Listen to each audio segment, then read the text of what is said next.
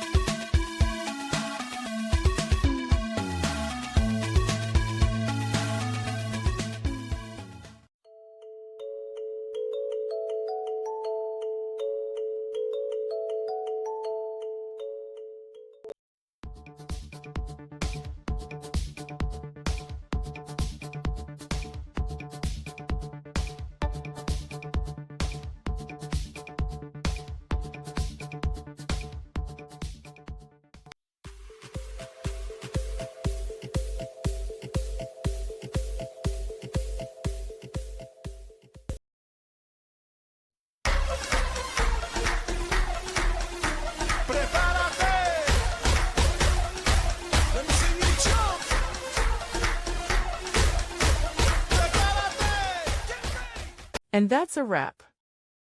I hope you found the answer you were looking for.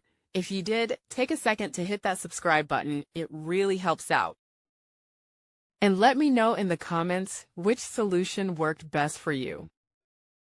See you next time in the debug zone.